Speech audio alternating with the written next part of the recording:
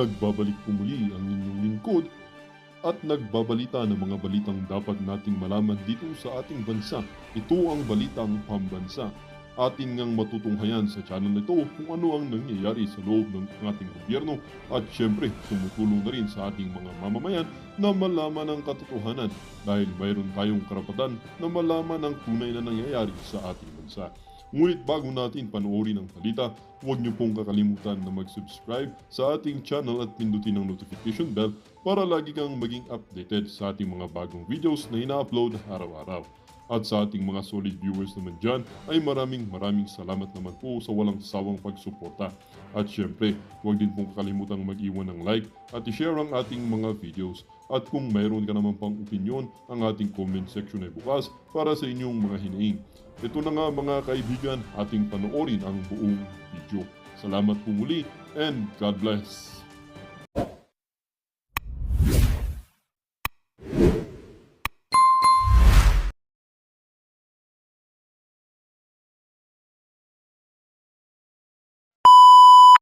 Tsaka napaka-counting yan kung susumain mo na kanyang ikokorapin yan. Isang sorti lang ni Tambaloslos nagkakalaga ng 1 billion pesos. Vice President Sara Duterte para isulong ang kanyang impeachment nang hindi ipinapanawagan ng sabay ang pagbasura sa national budget sa ilalim ni Pangulong Ferdinand Marcos Jr. Magtagumpay kaya ang hiwa-hiwalay na protesta laban sa nabuwag na unity na Marcos at Duterte? Paterno West Makel, Rappler, Manila. Alright, reaction TVPS, nagbabalik reaction. Napakaganda po ng pag-uusapan natin ngayong mga kareaksyon ha. Mantagin ninyo mga kareaksyon. Ito po ang una natin pag-uusapan ha. Yan, ito po ang una natin pag-uusapan. Ito po. Yan, kilala po ba ninyo yan? Yan po si Cielo Magno. Alam po ba ninyo kung ano sinabi niya dyan? Rally daw laban sa mga korap. Pero bakit? Kasama na patalsikin si BP Sara. Bakit nga ba? Mary Grace Piatos, pagalawin ang baso at pakibigay nga ang 125 million na confidential na sagot. Alam niyo po itong si Cielo Magno isang profesora daw to sa UP. Walang nakakapagtaka na ang UP ay may mga profesorang ganito. Honorable Cielo Magno, alam po ba ninyo ang kahulugan ng confidential fund? Sinabi na yan ni former Senator Pampilo Lacson. At alam ko na alam ninyo ang sinasabi ninyo dito. Para ang narrative ay babagay sa inyong pinaglalaban, ay sasabihin ninyo yung 125 million. Marami na ba yan yung 125 million? Sa tingin mo, kakagatin ng sambayan ng Pilipino yung ninangawa mong 125 million na yan? Wala po yan. Tinga lang yan, tinga. Alam po ba ninyo kung anong dapat yung isulat dyan? Yung trilyon na 2025 budget na binalahura ng bicameral committee. Bakit hindi yun ang asikasuhin mo? Bakit inaasikaso mo yung 125 million? Takot ka kay Tamba? Tanong lang yan, Cielo Magno. Bayad ka ba ni Tamba? Bakit hindi mo araruhin at gurgurin yung trilyong budget ng 2025 na ginahasa? Takot ka kay Tamba? Bayaran ka ba ni Tamba? Bakit pinagdidisketaan mo si Sara Duterte na yung 125 million na yan, hindi naman niya binulsa yan? Tsaka napaka-counting yan kung susumain mo na kanyang ikokorapin yan. Isang sorti lang ni Tambaloslos nagkakalaga ng 1 billion pesos. Isang sorti yun mamimigay siya ng akap. Tapos 125 million? Ninangaw-ngaw mo, Cielo Magno? Di ba?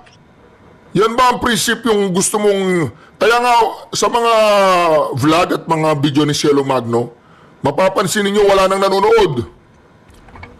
Wala na pong nanonood eh. Alam nila bulok din yung prinsipyo, di ba? Bulok din po yung prinsipyo niyan, mga kareaksyon. Oh, eto pa. Tingnan po ninyo to mga kareaksyon. Ayan, oh. Yan, congratulations ha. Ayan po mga kareaksyon ha. Madam Cielo Magno, congratulations sa napaka-successful na resign all. Yan po yung pinaglalaban nila at watak-watak ang mga yan, watak-watak. Resign all daw, resign all. Ayan o. Sinong iuupo mo dyan? Si Lenny Lugaw. Si Trililing. Resign all, gano'n. Pati si Sara Duterte magre-resign. Nakakabilib naman yung nila, yung kanilang rally. Marami pa yung pulis kaysa sa mga nagrarally. Siyempre, papupuntahin dyan ni Tamba, oy, punta kayo dun. Dagdagan nyo yung pulis. Para magmukhang marami yung mga nagrarally. Kasi nakakarami din po yung mga pulis dyan eh. O, tingnan nyo dun sa overpass, puro mga pulis. Tingnan nyo dito sa underpass, 3/4 ng mga tao dyan, pulis. Diba? Nakakarami talaga yung pulis, oh. Ayun yung sa overpass, puro pulis lang nandun. Oh, Marbel, galing mo oh. Putangin na. At maganda nga po maaga pa lang at nagubad na itong si Cielo Magno. Nagubad na po ng maskara niya mga kareaksyon. Ayan po mga kareaksyon ha. Napakarami pong pumunta Napakaraming pulis. Mas marami pa po yung pulis kaysa sa mga nagrarally. Yun, doon sa overpass, puro mga pulis po yan. Banda rito, puro mga pulis. Oh, ayan oh. O di po ba? Kaya kailangan magpasalamat tayo kay Cielo Magno. O ayan po, maaga po siya nagubad. Gusto po niya anong tawag doon? Yung mag-resign all. O yan o.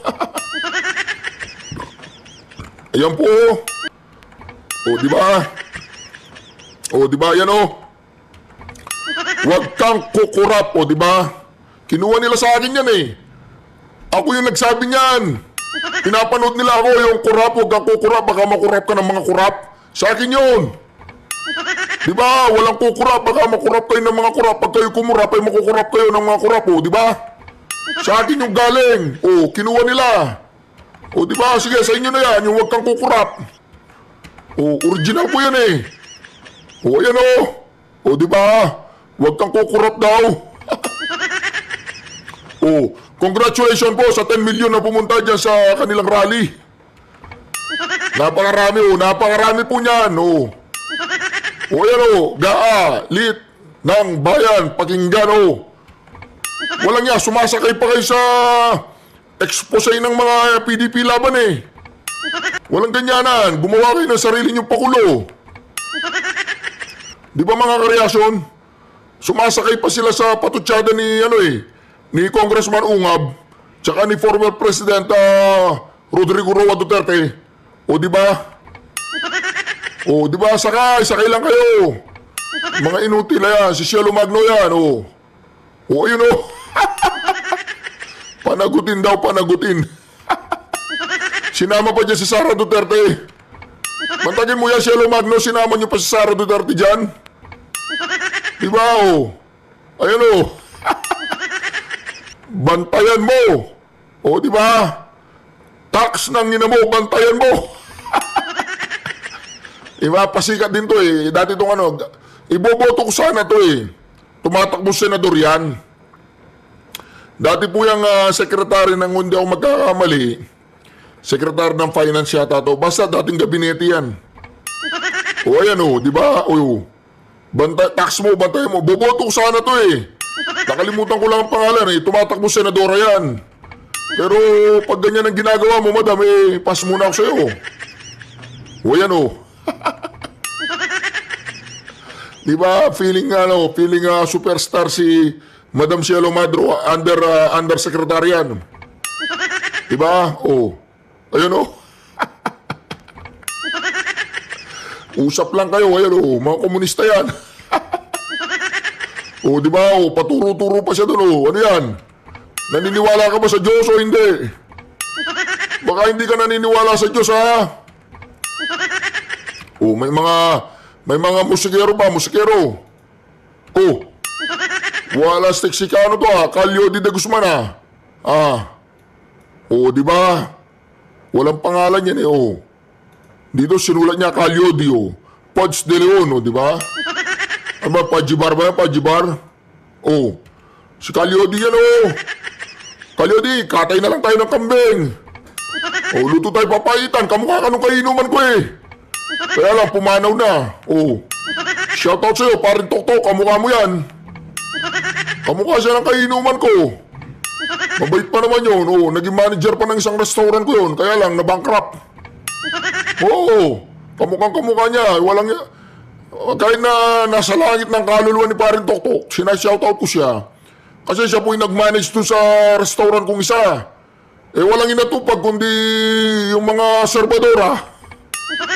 Ayun, bankrupt. Oh, ayan, oh. Oh, tingnan niyo po ninyo yung mga reaksyon. Napakarami niyan. Ilan libo yan? 2,000? Dagdagan na natin, 100,000 na. Kawawa naman sila, eh, oh. Sabi nila, 10,000 daw yan, oh. Yung pulis sila dyan, 3,000 yung pulis. Oh, resign all daw po, resign all. Oh. Oh, di ba? Ulit-ulit na lang yan, eh. Oh, lipat tayo ng channel, oh. Yan, oh. Oh, di ba? Oh. Pumanaw na si si Liberal Party President Edsel Lagman, oh. Di ba, pumanaw na daw po siya na ngayong taon na to, oh, di ba? Ba't walang balita? Hindi yata masyadong pinapansin si Manong Edsel Lagman ngayon. O, di ba? O, tanta na Cielo Magno. Oh, Cielo Magno! Di ba? Mais ka naman. Huwag ganyan, huwag ganyan. O, tingnan mo ngayon, wala nang nanonood sa'yo. O, di ba? O, dito naman tayo, ha. Meron po tayo ipapalabas dito, mga kareaksyon. Pakinggan po natin to. Ito po yung pinaka malupit sa malupit. Oh. Oh. Pakinggan po natin, panoorin po natin sila. Kawawa naman, walang pumapansin. Pagpalayang hapon sa inyong lahat! Sa isang pambihirang pagkakataon, nagtipon-tipon dito sa makasaysayang EDSA Shrine ang mga Katoliko at iba-ibang mga Christian group para sa samut-saring panawagan. Kasama sa inilalaban nila ang pagsusulong ng impeachment ni Vice President Sara Duterte at ang pagbasura sa maanumalya raw na 2025 national budget sa ilalim ni Pangulong Ferdinand Marcos Jr. Ang tao, ang bayan! Ngayon ay lumalaban! Ano yung mga pari na yan? Mga komunista ba yan? Kasama ang simbahan! Kasama daw po simbahan. Ang taba mo, ay taba mo. Ayan!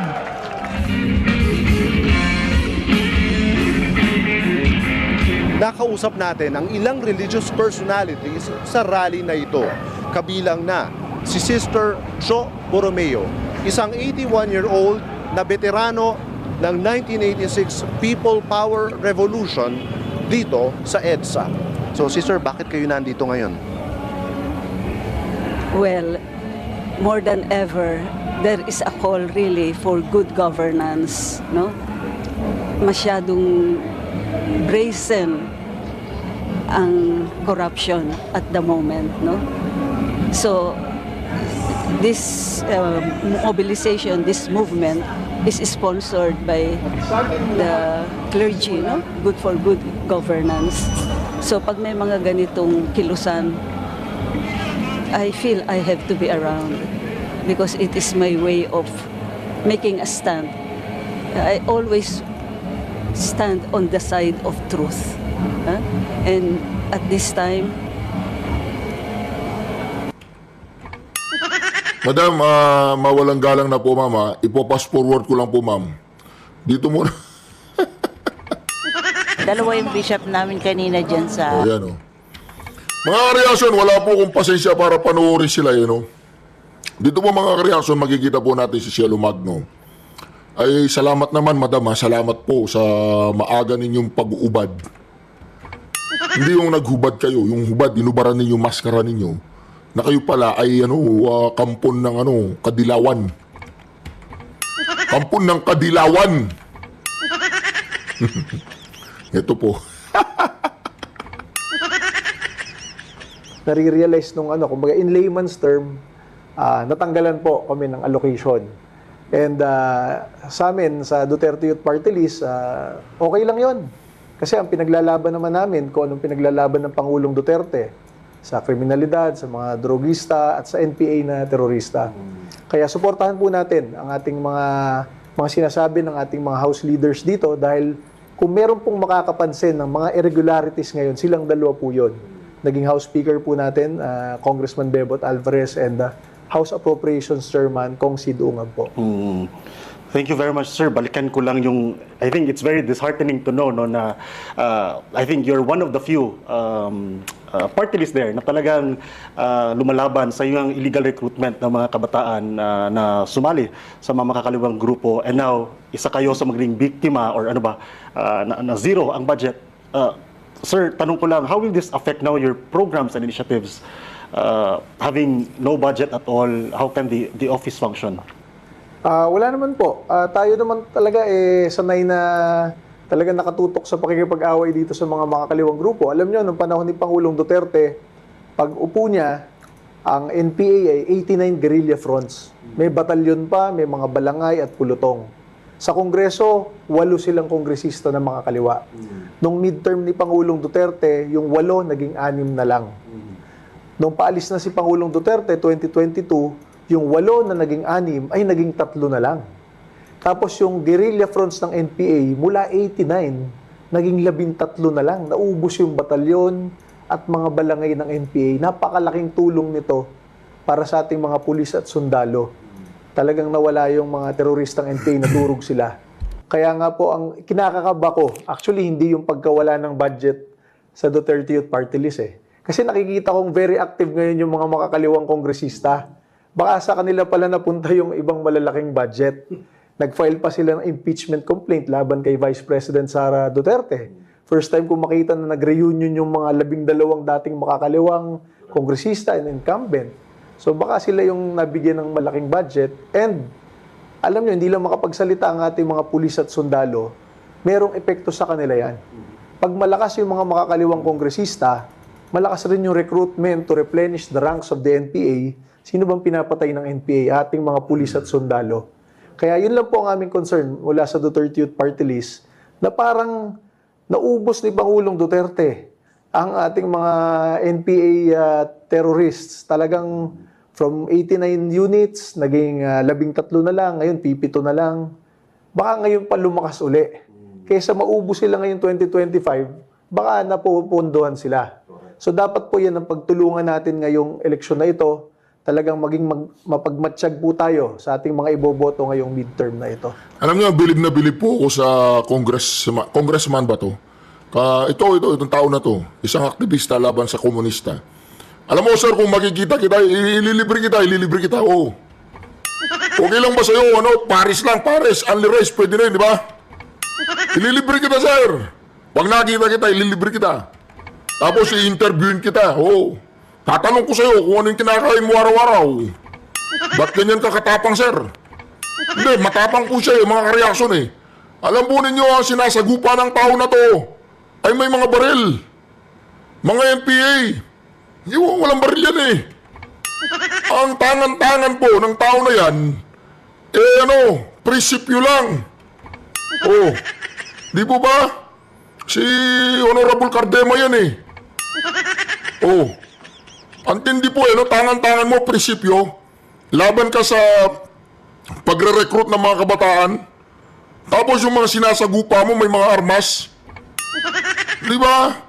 Ganyan po nire-respeto ko yan si Honorable Ronald Cardema. Isang snappy salute sa'yo, sir. Di ba? Madalang lang ang taong ganyan. Kahit si Trillanes, wala pa sa kalingkingan yung tapang ni Ronald Cardema kaysa kay Trillanes. Talaga to, alam niyo kung mabibigyan lang ng pagkakataon tong mama na to, siya yung magiging halimbawa, si Presidenta Sara Duterte. Balang araw, pag umupo na siya Pangulo, at ito ang gagawin niya Secretary of Defense, palagay ko mga kareaksyon, ubus yung ubus yung NPA dito eh. Hindi, totoo lang. Iba yung niya, iba yung banat niya, iba yung determinasyon niya. Tinataya niya yung buhay niya para sa mga kabataan. Kaya kung ako sa inyo mga kabataan, magpapaprint ako ng t-shirt. Tapos ipapaprint ko yung mukha ni Cardema. Parang si Guevara, parang si anong pangalan nun? Yung Espanyol. Yun. Yung Guevara, yung komunista din yun eh. Pero pagkakaiba, itong si Ronald Cardema, siya, anti-communist siya. Pwede ba nating pagawa ng t-shirt yan? Parang kamukha nun yung Guevara, yung Espanyol. Di ba? Kaya mga reaksyon, kung magkakaroon lang ako ng pagkakataong mamimit ko si Ronald Cardema, Brad, ililibre kita ng pares, only rice. Okay, hindi ka naman maselan Huwag ka naman maselan. Yun lang kaya ko eh. Saka na yung lobster, tsaka yung unlimited steak, tsaka na yun. Unlimited rice muna tayo sa pares. Okay.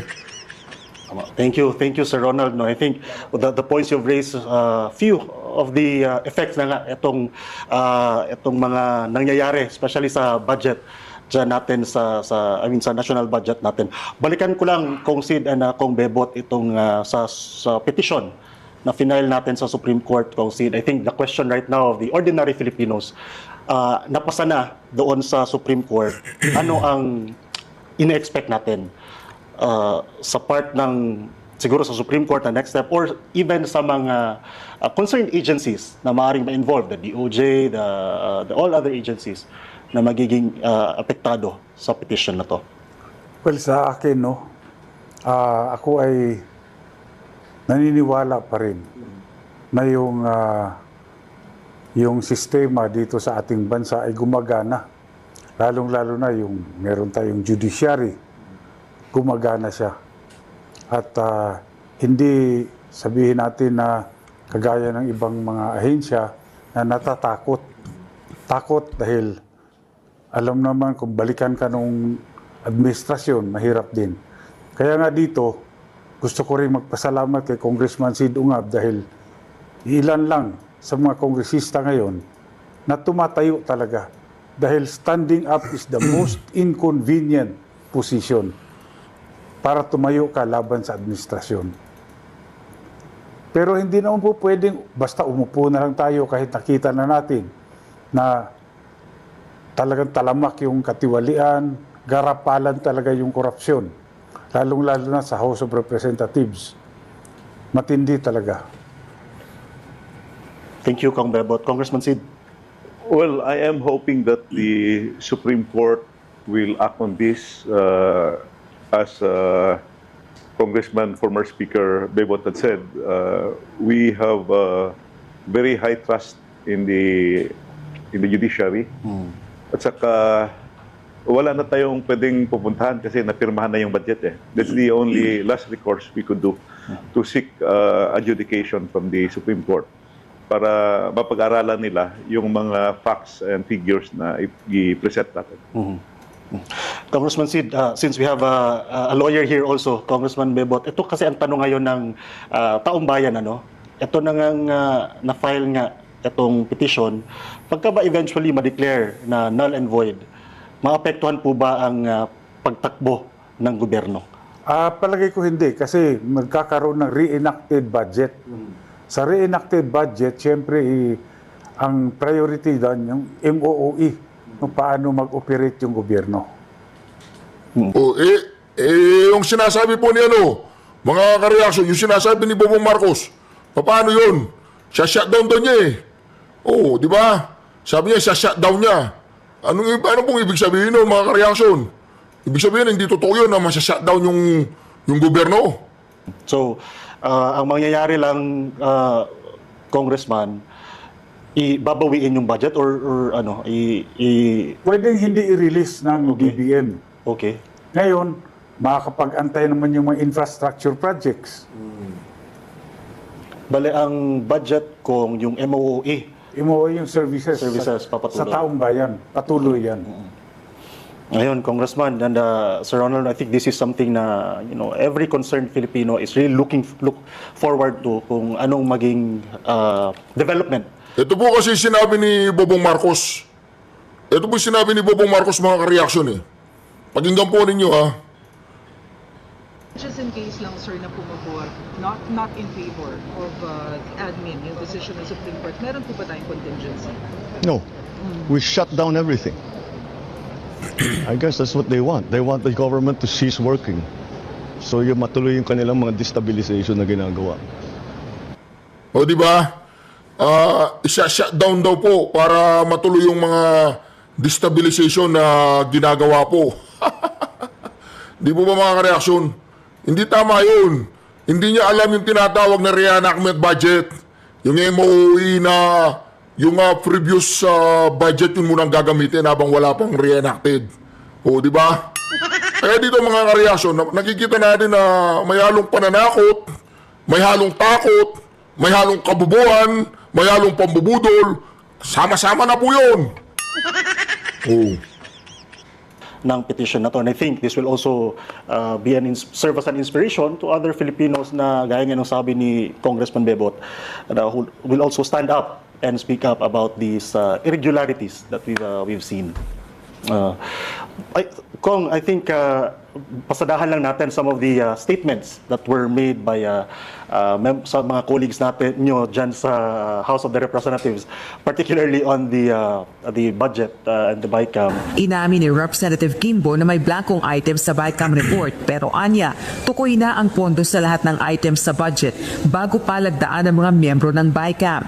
We do acknowledge po that there are blanks na doon sa BICAM report na pinirmahan ng BICAM and ni-ratify ng Senado. Yes, so notwithstanding any typographical errors or any adjustments that are needed as a result of amendments, I authorize naman po ang technical staff ng both House and Senate to make all of these necessary corrections. Kong and Sir Ronald, the points dun sa statement ni Congressman Kimbo, kinonfirm niya naman na may blanco yung BICAM, and sabi niya, the technical staff were authorized by both houses to make the necessary corrections. And tukoy na ang budget sa blank items before lagdaan ng BICAM, at importante daw, kompleto at walang blanco ang enrolled bill. Your comment on that, Kong? Unang-una, magpapasalamat ako at gi-admit niya na totoong merong blank item sa BICAM committee report. Sinabi niya yon. While yung iba niyang kasama doon sa BICAM really denied, no? I can count on 4 na nagsabing walang 3 or 4 na walang blanco. But you heard it from her, sinabi niya may mga blanco. At sinabi niya na may predetermined amount. Okay, ang sagot ko yan, kung may determined amount, bakit hindi niyo sinulat sa blanco? Bakit blanco pa rin? At saka yung sinabi niya, technical staff are authorized to make the necessary corrections. Kung titingnan mo yung omnibus motion, and I think she signed that omnibus motion. Omnibus motion is very clear that the technical staff are allowed to make corrections in cases of grammatical, typographical, and printing errors. Yung pag-fill up nung blank item, that is not anymore grammatical or typographical. You are practically putting a substantial amount in what could have been 0 or blank. Kung blank yung BICAM report mo, tama yung sabi ni Speaker Bibot na pagdating mo sa enrolled bill, blank din yan. Kasi you have to faithfully comply or copy with what is written there sa ratified version ng House. So, maganda ngayon at sinabi nila at sinang-ayunan yung sinabi na may blanco nga sa BICAM. Pero mali yung sinabi na ministerial corrections, that can never be because the technical staff are only authorized to make typographical, grammatical, and printing errors. Correct. Thank you, Congressman Sid. Congressman Alvarez. Oh, narinig mo yun. Ay, pagkitawag nga si tawagan ko lang ha, tawagan ko. Sandali lang po. Si Kimbo. Hello, Kimbo. Walastik ka. Oo.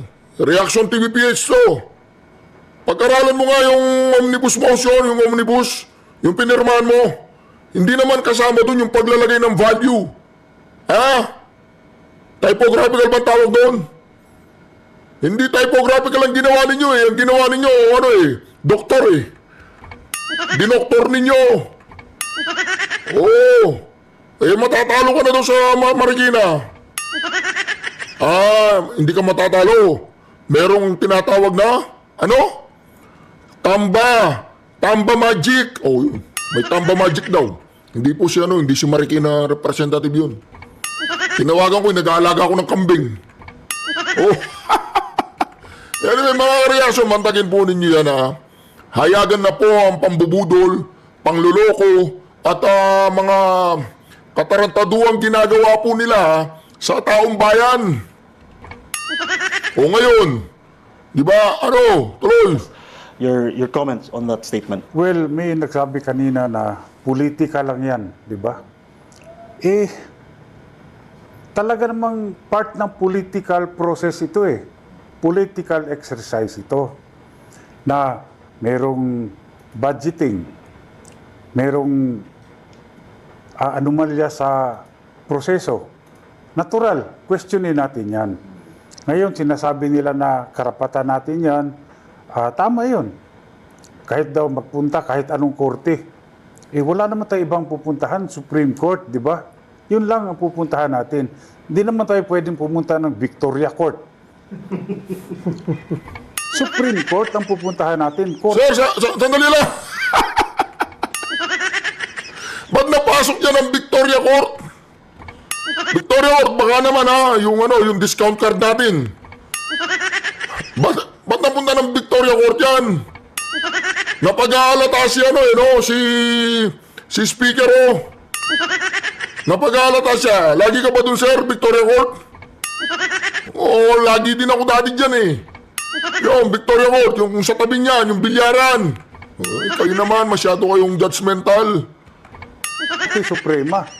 Hindi pwedeng kahit anong korte pwedeng puntahan. Hindi pwede. Mali yun. Congressman... Victoria Court talaga Victoria Court talaga, Speaker.